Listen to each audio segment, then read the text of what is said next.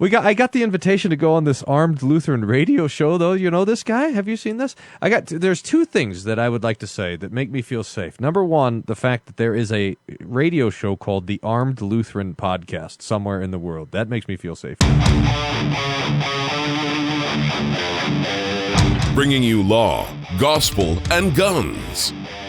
This is Armed Lutheran Radio.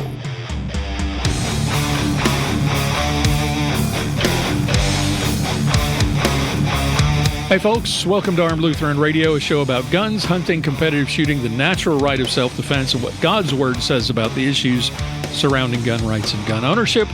I'm your host, Lloyd Bailey, the Armed Lutheran, and this is episode number 491. We are only 9 episodes away from 500. Welcome aboard. Thank you so much for being here and making Armed Lutheran Radio a part of your week this week. For those of you who are returning, welcome back. Glad to have you with us again. For those of you who are new, I hope you enjoy what you hear and are encouraged to come back next week or to spend some time browsing through the catalog, all 490 previous episodes that are available. And for those of you who are members of the Reformation Gun Club, thank you so much for your support. As I have always said, or have said for many years, Armed Lutheran Radio is listener-funded. We do not have any sponsors. We do not have any advertising. And this is all made possible by the members of the Reformation Gun Club who put their money where their mouth is, who value what we do here, want to see it continue, and through their monthly or annual contributions are helping to keep the lights on here at Armed Lutheran Radio. And if you would like to be one of those people, if you appreciate what we do and want to see it continue, visit reformationgunclub.com or go to the website armedlutheran.us and look for the Reformation Gun Club banner about midway down and click on the button Contribute to the Mission. Come and join us. Whether you contribute, it's all done through Give, Send, Go, by the way. So when you click the Contribute button, it's going to take you to Give, Send, Go to our donations page.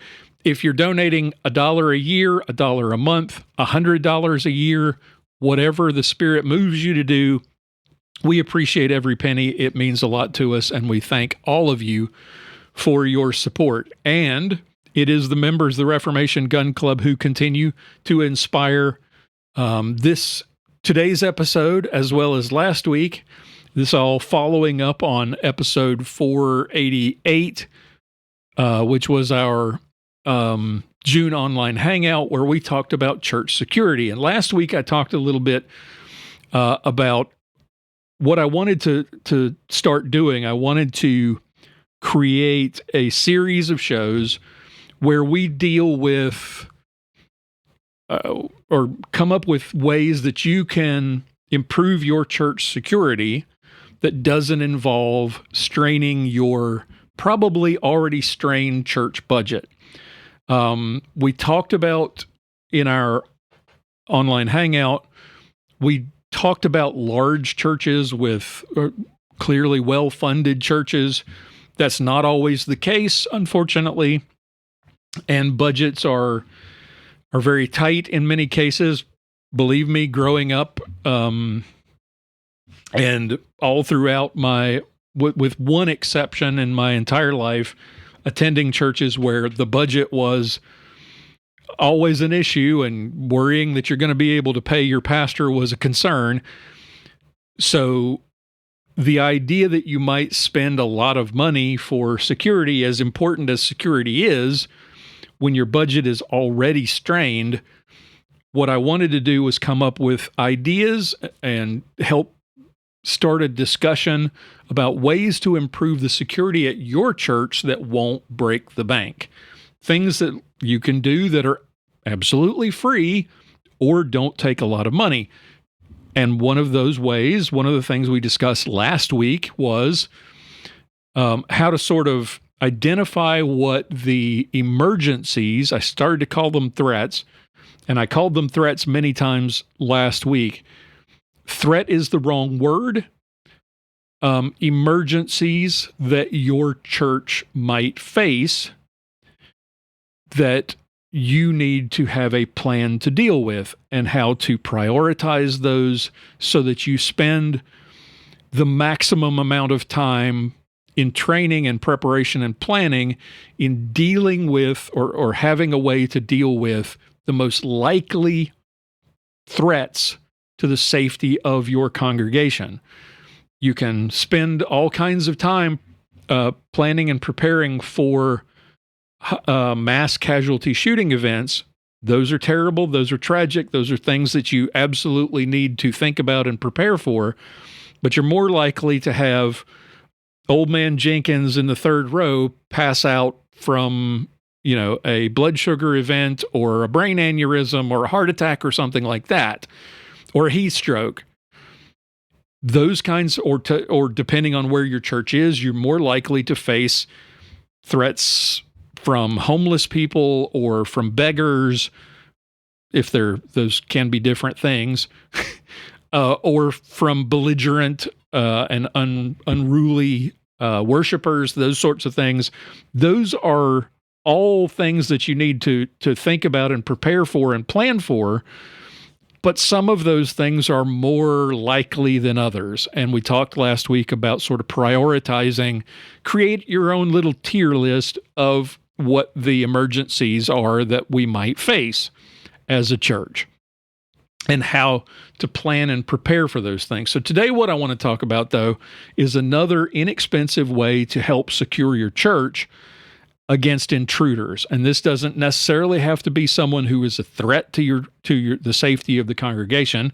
It very well might be, but it could be someone who's seeking to steal from you, who's seeking to, find a place in a corner to curl up where he won't be noticed and, is left behind after everyone goes home on Sunday. This is, I wanted to just sort of brainstorm some ideas for how to secure your church from intrusion, whether that's a violent threat or otherwise. Someone who wants to get into your church for whatever reason, who shouldn't be there. So the first thing to do here, and a lot of these episodes are going to start out with a lot of planning and a lot of lists. So, for example, with today's topic of securing entrance to your church, we're going to focus initially on your sanctuary and your worship services. You may have a church that has disconnected what I'll call outbuildings, separate buildings that maybe are for education or for offices or for like a fellowship hall or dining or something like this. We're not going to talk about that today. For today's episode, what I want to focus on is the sanctuary itself. And the reason that this is important and why I want to focus on this first is because it is during worship, your divine service or worship service or whatever you call it, where the congregation is focused on the front of the church, the pastor, the altar, the hymnal, whatever it is they are focused on the service itself, and generally speaking, have their backs turned to the church's main entrance. This is the kind of most dangerous situation when you're talking about unauthorized entry by someone who might wish harm to members of your congregation, whether it's just a random act of violence, whether it is a targeted attack on a member of the congregation, whether it's a targeted attack on your pastor. This is a very vulnerable time. And so this is what I want to focus on. I want to focus on the worship space. I want to focus on the sanctuary itself. So the first consideration that you need when you're sitting down with your ushers, with your what I'll call your security team, and trying to map all of this out, once you've identified what we talked about last week, once you've discussed your tier list of possible emergencies and threats, next you want to talk about when you get to the point where you're talking about intrusion, because some of those emergencies might involve, and maybe the most important, the highest priority might be a health situation where you have sick or elderly members of your congregation. Started to call them patients. That didn't make any sense. Where you might have to deal with something like someone having a heart attack or someone having. So now you've got to come up with a plan for how to deal with that. But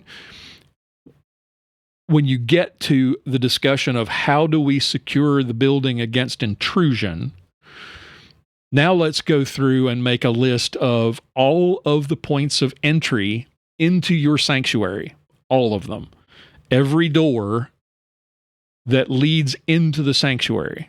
Now, do you have, most every church is going to have doors that enter almost not, if not directly into the sanctuary, into a narthex or a foyer, an entryway at the front of the church or the back of the church, depending on how you look at it.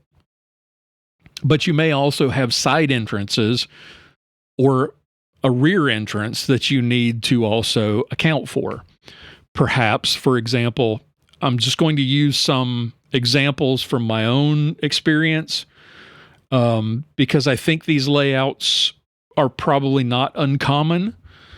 So, for example, I'll take the last church that I attended here in, or let me take the last church that I attended in North Carolina. This is probably the most complicated situation of the bunch, and probably has a lot of similarities to a lot of the churches that you may be thinking about. So this was a relatively large church. This was a church with both disconnected outbuildings for offices and fellowship space, but also connected wings, parts of the church that branched off that were for classrooms. There was a wing on either side. It's kind of the church was sort of situated around a rectangular shaped courtyard with the fellowship hall and office space on one side, and then two other sides. You had the church at one corner, and then sort of these arms that were extending from the sides of the sanctuary that were for classroom space. So if you went into the office space or if you went into the fellowship hall, you couldn't go from there into the sanctuary. They were disconnected. But you could go into the education wings, either one of them, and from the inside of the education wings, access the inside of the sanctuary. There was also a small kitchenette to one side where the communion ware was prepared and cleaned and made ready. And from that kitchenette, there was a door to the outside. And then there was an emergency door in the back on the other opposite side of the sanctuary. So you have two doors on the back wall, essentially, two doors on the sides connecting to the education wings, and then a large narthex with doors that come directly from the outside. So, in a situation like this, what you have to identify is where are the points of entry from the outside world where someone could come into the building or into a building that is connected to your sanctuary. And are those doors locked at all times? Now, during for the education wings, those doors were not locked. The sanctuary doors were not locked. The back doors were always locked. The one that led from the kitchenette and the one that was sort of an emergency door, those were always locked. But you always had to be concerned about someone coming in from the narthex. That's easy enough to deal with. you place an usher or two, a greeter, at those doors to make sure that everyone is seen who comes in through those doorways. Now you've got the problem of the connected buildings. If your church has connections to other wings or other buildings, those connections, internal connections, need to be monitored. Either you lock the internal doors so that people can get in and out of those, say, education wings, but they can't, once the service starts, the interior doors from the education wings are closed and are locked. You want to limit entry into the sanctuary as much as possible. Even perhaps having the doors, the main entry doors to the sanctuary, lock when they are closed so they can't be opened from the outside during the service. Now, we talked about this in our online hangout. You do want to make sure that people on the inside can easily get out. This is a fire hazard issue, and if you don't have those lock bars that you push on, like you might see in a retail store, you push it and it opens the door. It unlocks the door, but it's locked from the outside. Those sorts of entry apparatus or door opening devices are going to be important. You absolutely have to use if you're going to lock the doors to prevent access from the outside, people on the inside have to easily be able to egress out of the building in case there's a fire, which, by the way, is higher on your list of priorities than is the intruder. So you need to have a plan for that. How does everybody egress? But if someone is coming in to the church during the service, can they just pull the door open and walk in? If they can, do you have someone at that door to greet them and perhaps to prevent them from entering if they're not, if they are perceived to be a threat? One of the churches that I attended here in Texas, we were a plant of another existing church. And we're a mission church, and the first couple of places that we were worshiping were not exactly made for worship. They were retail spaces. And the front door of the last one we were in had a deadbolt lock on it, but not a lock bar. And this is something that I would recommend you do. This is something that we did. We actually got in touch with our local law enforcement agency, the city police, and had an officer come and review our security situation and give us recommendations and answer questions. They recommended very strongly that we not lock the front door, because in case of a fire, it might be difficult to get out, because we only had one front door and one back door, and we needed to keep that front door unlocked in case of emergency. So that meant having someone stationed at the back of the church at all times to make sure that every person who comes through the door is seen and greeted. So if you want to lock the doors during the worship service, you need to consider, are there other people who should be coming in? What happens if someone comes late? Is there someone stationed at the main doors to let them in without it being a disruption to the worship service? Do you have a way to lock those doors that can be easily overridden from the inside? In other words, it's not a doorknob lock, it's not a deadbolt. It's just a way to push the door open to exit in an emergency. That's important. For your interior doors that lead to other parts of the church property, like an education wing or maybe offices, and if those attached buildings have access to the outside world themselves, how do you manage that? My recommendation there is, and this is just my idea, but think of it, take this for what it's worth. This would be my recommendation. The interior, when the service starts, the interior doors lock. The doors that go to other parts of the church, maybe it's offices, maybe it's a fellowship hall, maybe it's an education wing. Those interior doors lock, and you leave any doors into those exterior spaces open, unlocked, so that people can get back into classrooms or get into offices or whatever. This is going to be obviously completely based on your own circumstance. If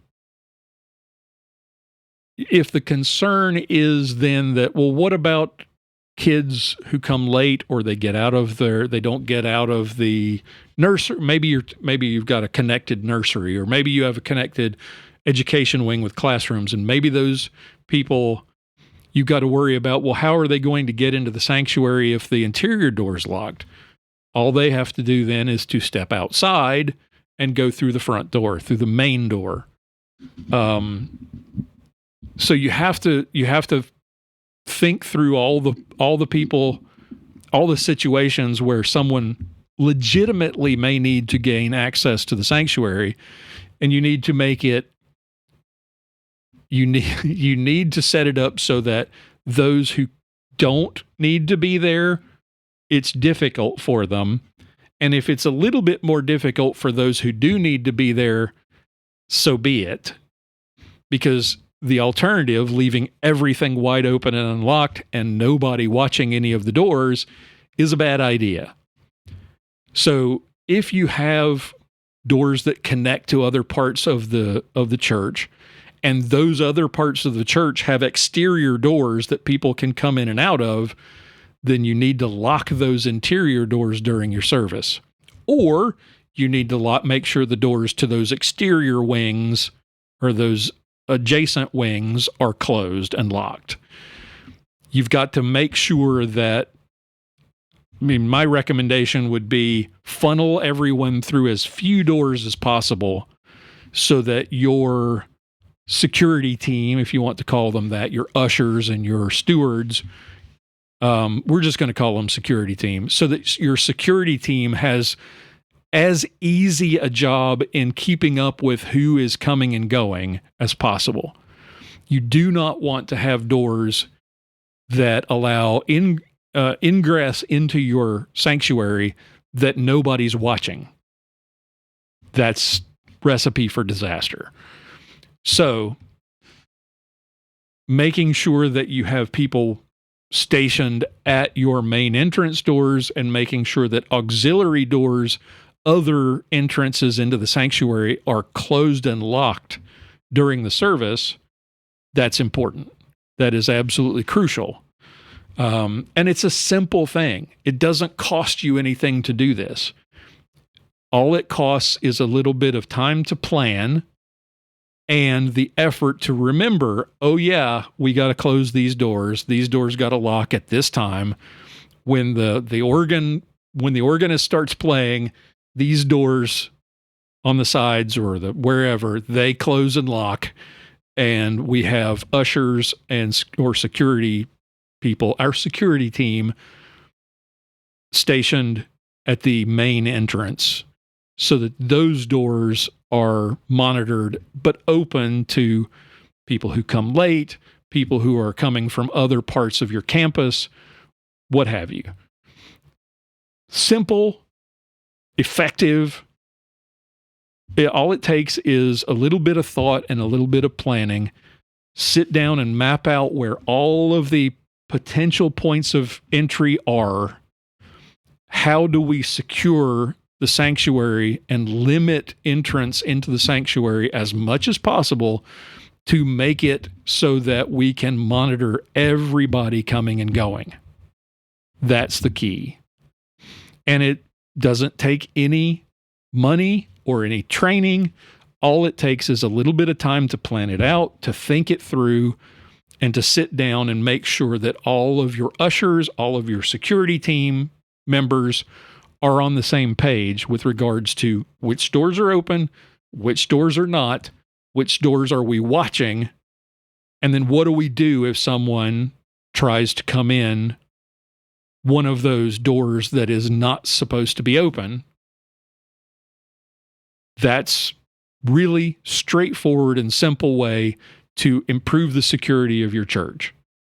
Don't prop doors open and leave them. Don't have doors unlocked and wide open that are not monitored at all times. And I'm not talking about with a camera system or something like this. Your ushers sacrifice their time on Sundays to assist people, to greet people, to hand out